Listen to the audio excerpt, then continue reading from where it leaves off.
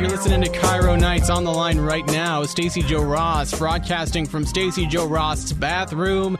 Not my bathroom, Jack. This hour of KIRO Nights is brought to you by Chef Store.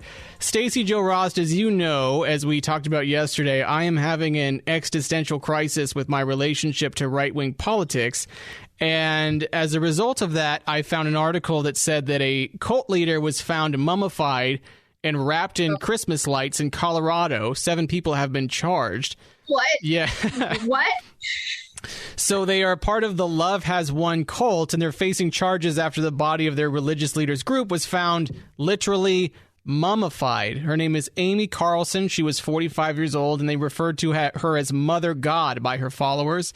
And she was found dead in her home, again, mummified, wrapped up in a bed sheet and a sleeping bag, and kind of glitter-like makeup was found in her eyes. And then I don't like that. I don't like that. And then they wrapped her in Christmas tree lights and kind of prepared her in kind of a shrine in that way. So, yeah. So wait, I guess my first question is, did they put the glitter makeup on her? Yeah. So they did her up and then wrapped her in a bed sheet and then put her in a sleeping bag, like a Hot Pocket, and then wrapped her in Christmas tree lights. So why? Like, what did they kill her? Did she die? She died. Do we know died. what happened? She died of natural she's like causes. their cult leader. Yeah. And so like the queen bee. Okay. Right. So, Jack, my follow-up question, first of all, apologies for the notifications here. I'm incredibly popular. Secondly, when you told me you wanted to talk about cults, I thought you meant baby horses, and I was all in. Thirdly, why do cults give you an existential crisis? Well, because I have been, over the last week or so, been navigating my relationship with members of right-wing media and also kind of right-wing commentariat. And I had a realization last week because a listener to my podcast sent me a very nice email that said, can you tell me like what a grifter is? I'm having trouble deciphering what a grifter is. And so I went through kind of all of the hot name right-wing people, both on radio and in the podcasting world. And I realized that almost all of them do the same thing, which is something happens that they don't like, and then they commiserate about it and don't actually offer policy prescriptions.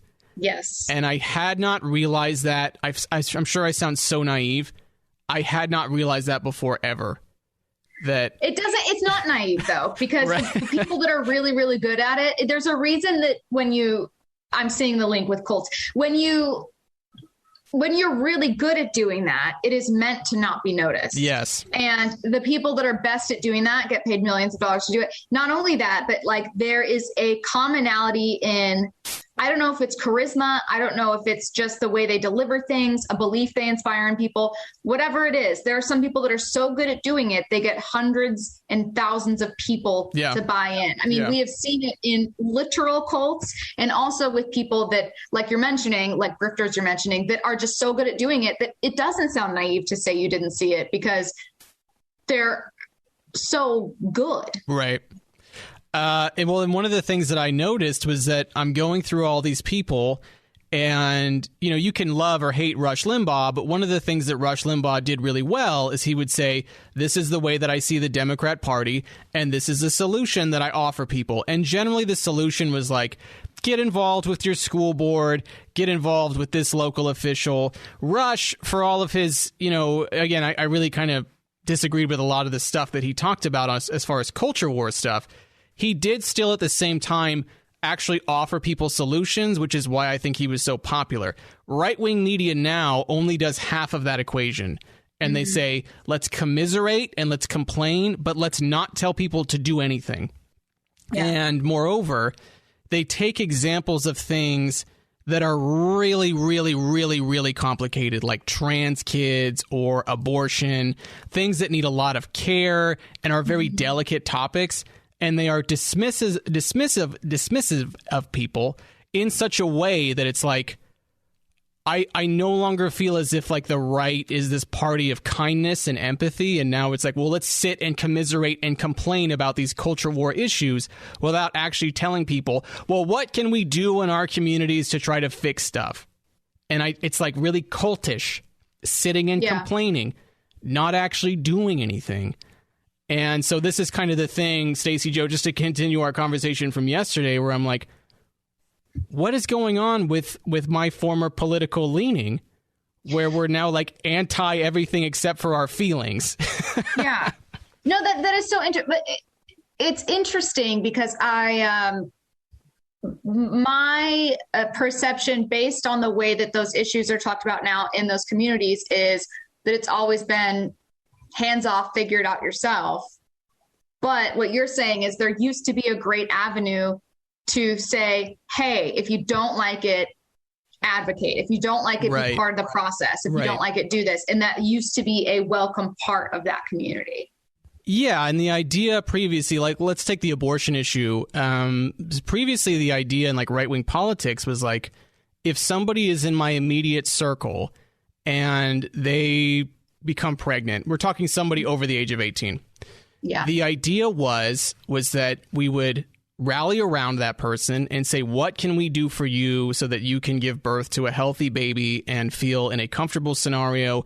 And let's consider putting it up for adoption. But what can we do for you? And now right-wing politics has become like, look at all these lefty femmes out there who are encouraging people to get abortions. Like callous. Yeah, it's callous and it's mean. And it's like they take the most extreme examples of like a really kind of crazy lefty out there, of which there are many. And then they take that clip and they put it in their show. And then they say, look at the woke left. And I'm like, that doesn't represent 90% of the people who consider themselves to be liberals. That's just the most extreme example. Mm-hmm. It's the same thing when people would take like Donald Trump talking about immigration and they would say, look at how awful and racist he is and look at his followers, when the majority of people on the right would have said, I don't like the way he talks either. It's this like rhetorical device that is now being used again and again and again by my contemporaries in right-wing commentary. And it's a grift. It's a massive grift to just sit and commiserate and to complain and not actually offer people an argumentative structure or how to have conversations or to remind people to be kind and patient and empathetic. The entire thing is shifted. The entire thing has changed. And I'm not a fan of it anymore. Do you think it's a financial incentive? Yes. I've always wondered that. I've wondered, no, seriously, and it sounds really simple, but I've wondered a million times, like, the things that feel right to do are more difficult. Yeah. Like, iron it out. Take this sports example, devoid of, for the most part, politics right now. Jake and I, my co-host, were having a conversation today about the NFLPA. And Jake is a former player. I am typically always going to be for worker rights, and that includes for player rights, right? Sure. Any union or whatever. So we're talking about how the NFLPA is encouraging all players to hold out of voluntary workouts. Now, for 30% of the NFL population, this is fine. It keeps them healthier. It keeps them fresher. For 70% of the NFL population, that's your only chance to go in there and put yourself in front of a coach and make a roster. So there's like this huge kind of the people, the Russell Wilsons of the NFL, the Tom Bradys, they're selling tickets. They also don't have to worry about mandatory or voluntary workouts. They don't need to worry about it. They're spot safe. There's nothing they could do there that would jeopardize their spot on a team. The guys that now have to go along with that to be in line with the players union, their futures are potentially jeopardized. So what Jake was saying is like, look, I am all for the players. This is overlooking part of the population. He was angry. He was passionate, having been a practice squad guy himself. And then as part of the conversation, and I didn't realize I'd saved it for the final minute of our segment, I was like, well, what would you do instead? Like, how would you satisfy both players wanting to limit off-season work and stay healthy, and also players allowing for other players to have some of that freedom and not be afraid to go against the union and still get in front of guys. Right. And Jake quickly had a solution, and he was immediately like, well, I don't think that they should penalize guys for missing those workouts. I don't think they should do, like, he immediately had stuff, but I kind of wish that I'd spent more time on it. And this is a very long way to say deciding what to do and suggesting what to do is harder. It's harder to find an answer to, and it's harder to do. And I think that people just figure, I'm going to run only on passion. I'm going to run only on anger, because that gets people to tune in. It makes them vent, and figuring out what to do next is like deciding that you're going to clean your room. No one actually wants to get up and do it. You just want to shop for like storage online and like closet supplies and everything online. You don't want to get up and do it. You just want to look at Instagram pictures of organized bedrooms. Yeah. And that's kind of what's going on, I think, with right-wing politics in a lot of ways, and the right-wing commentariat, is they are selling people on this echo chamber as much as they accuse the left or liberals of being in an echo chamber. They sell the same product. They just call it freedom and independence. Right. And so when I think about this, kind of looping it back to the kind of cult thing, these people in this cult, according to the article, were unwilling to admit that, quote unquote, Mother God was dead. They believed that she was going to be reincarnated at a certain point in time in the future. I think that many people on the right need to realize that the whole kind of like Ronald Reagan model of politics is effectively dead. And they need to update their software when it comes to things like homosexuals or transgender people or whatever it is. Like, they really need to update the way that they think about freedom and responsibility and independence and all those other buzzwords that they throw out there. So we're not talking about this kind of like neo-fascist theocratic state where unless you're part of a church and unless you go to the Boys and Girls Club and unless you're in a heteronormative relationship, you're immoral and therefore on the left in some way. And so I'm having a hard time, Stacy, admittedly, trying to speak to people who've been living in that bubble for, let's say, 25 to 30 years to 40 years, where you're trying to say, hey, maybe you guys should try being a little bit more libertarian on some issues, because they don't want to hear it. They really don't want to hear it. I get it on my podcast. I get it on this radio show, where there are people out there who are so right wing that if you try to talk about something as complicated as like gender dysphoria, they simply will not stand for it. They will not stand for it. It's not acceptable. Or if you try to say something like, hey, Donald Trump had this list of demerits. He had this list of complications that we should really address as quote unquote right wingers or conservatives. And they go, nope, no, I will not be doing that. They're like admitting that is admitting defeat or somehow. Or instead of just saying like, hey, it can be complicated. Right. And that's what I feel like I try to broach those conversations by just saying like, as far as I know, say I'm on the other side. I don't want to, and I think I'm speaking for some people on both sides, infringe on your right to believe something wholeheartedly. For instance, I am completely fine with abortion, a person's right to seek an abortion. If you find that it is fundamentally against your core values, religious values, I don't want to force you to change that belief. Right? If that's what you believe, like, it's not my right to make you change that. Right. Instead, though, like, we have to recognize we're part of a process. And if the majority of a population votes in a representative and that representative votes for this or whatever, it's a democratic process, and you don't get to go scream at 16-year-olds or whatever that are walking into a Planned Parenthood. Right. Like, it's just, you know what I mean? Like, it doesn't need to get to a level where you're forcing that view on someone else or shaming them for not having it. And I feel like that's that's 80% of what this entire process is now with people. It's shaming you for not having my view and making you feel awful, and then immediately assuming that if you disagree, it's personal. Yeah.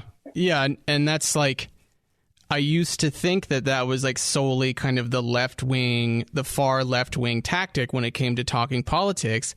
Because you would see it on college campuses. You would see these like really left-wing young men and women get really triggered, and then they'd start crying and screaming and complaining.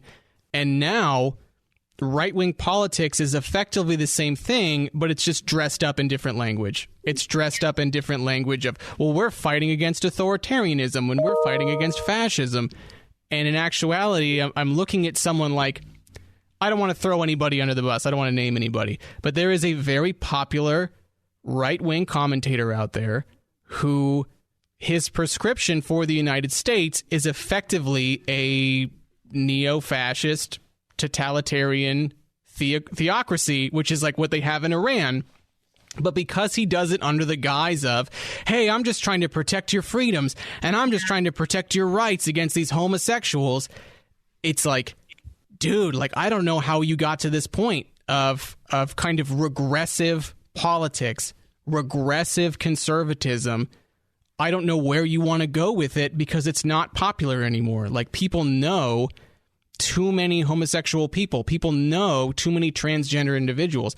People don't like the language of bigotry in that way anymore. I mean, think about how we've changed how we talk about homosexuality. If you take like Barack Obama in 2008, he sounds like a terrible, awful bigot. He sounds like a terrible human being. So, because he's like, you know, talking about the defense of traditional marriage and all that other kind of stuff. The language in the conversation has changed to the point where we're no longer living in that world. And again, much like the cult leader, we've kind of wrapped it up in a bed sheet and put it in a sleeping bag and picked glitter eyeshadow on it, even though that is such a dated, like, I hate it so much. Right. And we've wrapped it up in Christmas tree lights and we're still worshiping like this version of conservatism, saying, please come back to life. Please come back to life. And I'm like, you guys, it's dead. It doesn't exist. We're not there anymore. Like, we can still talk about taxes and policy prescriptions, and we can talk about like funding public school systems and how much capital gains tax we should have. But that should be the focus, not this culture war stuff that you try to scare people with. So that's why I said existential crisis. Yeah. It's because that's where I am with it, and it's not popular. And so now, I'm like, well, what am I going to do with my career? So, Stacy Joe, in the last minute that we have, what do you think I should do? Tell me what to do. Jack, I think you should keep doing exactly what you're doing and having conversations, because as isolated and alienated as you feel, I think there are a lot of people that find themselves in your exact same position. And I think politics has become such a we are simultaneously becoming more like fired up and kind of like horrible with certain things. And on the other hand, evolving the way that we're thinking. Right. And both of those things are true, and we're trying to make it work. And I think that this is the perfect place for you. So you keep doing you, Jack. And you know what? When you want to talk about cults, the baby horses, either one in the future, I'm always down. Stacy Joe Rost, thank you so much for coming on KIRO Nights. I really do appreciate it.